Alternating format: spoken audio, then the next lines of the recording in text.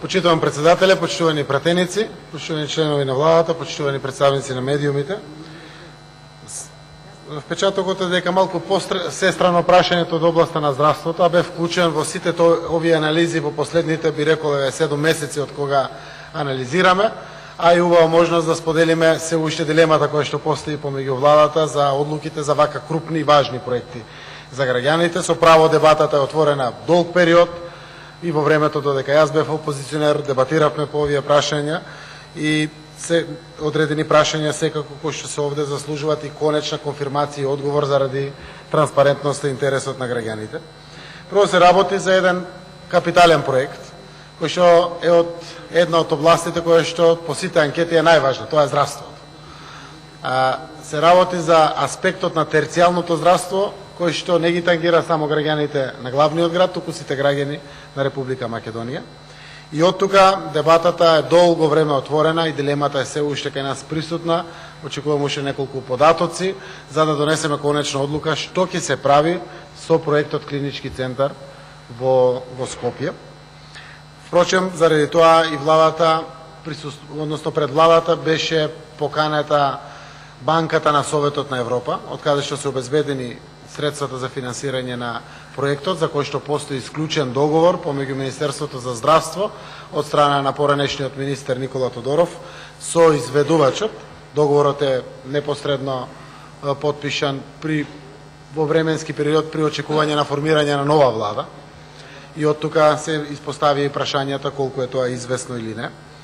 Но нема избрано надзор и затоа е застанат самиот проект, додека не ги проверевме сите детали внатре и не ја донесеме конечната одлука. Ние намерно не бираме надзор, за да знаеме дали е се решено во овој проект, дали се исполнети сите услови да се продолжи. Од и штом се избере надзорот, проектот веќе влегува во постапка на добивањето на конечните податоци и со рок некаде јуни-јули да почне да се изведува. Тие се димензионираните чекори кои што треба да се случат. Значи, присуствував во присуство и на поранешниот министер Таравари, но и во присуство на сегашниот министер Венко Филипче, но и во присуство на заменик министерот, државниот секретар, проектното оделение кој што беше пред се и од поранешниот министер, тука работат во министерството, да ги сознаеме сите податоци. Анализите покажаа дека се работи за законска постапка за изборот на изведувач. Ја води Банката на Совет на Европа, таа има конечната контрола и дилемите околу бонитетот на фирмата или слично се расчистени. Правно, формално се расчистени. Секако секогаш може и дополнително да се направи дополнителна истрага, што е во суштина се, но она што се бара како потврда на бонитет, а тоа е потврда од банките, обезбедени финансиски средства, банкарски гаранции или слично, согласно условите на тендерот, нема никаква дилема за постапката и изборот на изведувач на од самото министерство и компанијата која што се бира. Генералната дилема која што е присутна во Македонија, дали во сета гужва која што и денеска ја гледаме во клиничкиот центар, на навала на пациенти, на членови на семејство на пациентите, слабата организација на сообраќајот во самиот комплекс или слично, е исправно таму да се гради клиничкиот центар. Впрочем, се работи за дел од клинички центар. Значи, огромен дел од клиниките остануваат, еден дел има внатрешна модернизација, еден дел се укинуваат и се носат во самиот објект, но со изградбата на овој дел од клинички центар, генерално за следните 50 години се организира работата на клиничкиот центар. Проблемот е што се прави со сообраќајното решение и тука е дилемата. Самиот клинички центар, по самата презентација од проектот која што ја видовме како влада, во моментот има по пропис 330 паркинг места.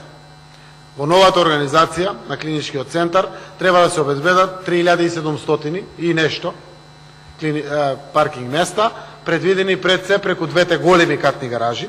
Едната е на улица Водњанска, паралелно, кога се семнувате од училиштето, према влезот десно, десната страна е цел планиран за катна гаража и другото е од делот на МВР, на клиничкиот центар, према МВР и тука се 2200 возила. Таа втората катна гаража може веднаш да почне да се гради. Дадена е насока на Министерството за транспорт и врски на градот Скопје, кога може да почне да се организира и едно од влезните информации кои што ни требат е дали можеме брзо да се организираме и да почнеме да градиме катна гаража.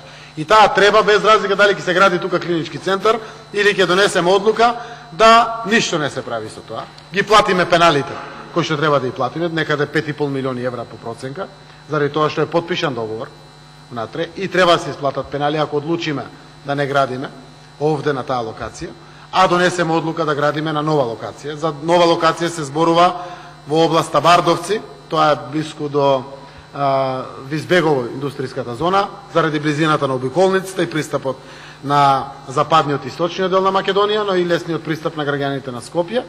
Но во постапка, ако се почне од сега и ја избереме втората опција, веројатно во рок од 5 години ќе можеме да ставиме камен темел. Таа е таа влезна информација. Вредноста на новиот клинички центар, ако се гради на таа локација, е помеѓу 450 милиони евра и 500 милиони евра. А при тоа треба да се уништи се што е постојно во постојниот клинички центар, од кога ќе се изгради нов клинички центар, за да може државата да го искористи ресурсот на убавата локација, за евентуално колективни згради, куќи за домување или слично, за да има влезни пари со кои што ќе гради од другата страна. Зборувам транспарентно за парламентот и пратениците да знаат, но и преку вас секако и граѓаните, кои се опциите на изборот на владата. Презентацијата беше направена детално пред владата, имавме можност да поставиме министрите и замениците министри прашања за сите детали, ни дадоа одговори. Главното гајле е на Министерството за здравство, јас со него како премиер, но и на парламентот и на целата влада, за да донесеме конечната одлука по основ на ова прашање. Градежна дозвола не е обезбедена, заради тоа што кога ќе бидат завршени сите постапки, е предвидено во рок од 3 месеци, каде што во постапка се постапува пред градот Скопје и пред Министерството за транспорт и врски, како надлежно министерство, за да се обезбеди градежната дозвола. Земјиштето е Република Македонија и нема проблем. Во самата постапка на обезбедување на градежната дозвола се настапува со главен проект, а пред добивањето на градежната дозвола мора да бидат запазени сите чекори и постапки. Една од тие чекори е дозволата од Институтот за земјотресно инженерство, заради статика, стабилност или слично. Значи, таа постапка доправа следува. Тоа што го гледаме е изработена добра 3D анимација, како тоа ќе изгледува, проектната документација завршена, спецификацијата на цените на чинење се поставени, на основа на тоа е тендерирано. Се јавиле 3 компании, компанијата со која што е подпишан договорот е 85 милиони евра, изведбениот проект, односно изведбата, второ рангираната е 90 милиони евра, трето рангираната е некој 94 милиони евра. Од прилика тие се податоците заради кои што е направен изборот. Она кое што исто така е важно, ние се уште немаме направено никаква средба со изведувач. Се работи за италијанска компанија, која што е меѓународно присутна и позната, градала и во Албанија, и во Србија, и во Црна Гора, и не е некоја непозната компанија. Немаме направено средба, заради тоа што не знаеме се уште дали ќе градиме во тој правец или ќе донесеме сосема спротивна одлука. Но она што треба парламентот да го знае, одлуката да градиме на постојната локација, апсолутно ќе ја чини Македонија 85 милиони евра пари, кои што треба да ги вратат граѓаните. Кредитот е обезбеден од Банката на Советот на Европа. Тоа е во пакет заедно со Штипската болница и опрема за неколку други болници, кои што треба да се обезбедат. Вкупно целиот проект е некои 140 или 150 милиони евра, повеќе годишен е самиот проект. Изградбата на Штипската болница е во тек, но од овие средства има дел и за опрема, има дел за понатамошни едукации, со управувањето со новата опрема.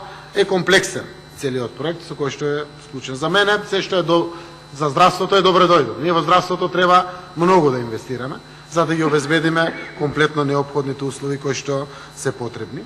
Ако одлучиме да се откажеме од таа локација и да одиме на новата локација, ќе мораме да решиме прво имотно-правни односи, заради тоа што има многу приватно земјиште на локацијата во Бардовци, кое што е под општина Карпош и градот Скопје. На самата локација во Бардовци треба да бараме нов извор. Банката на Советот на Европа не се согласува да ги пренамени средствата тука.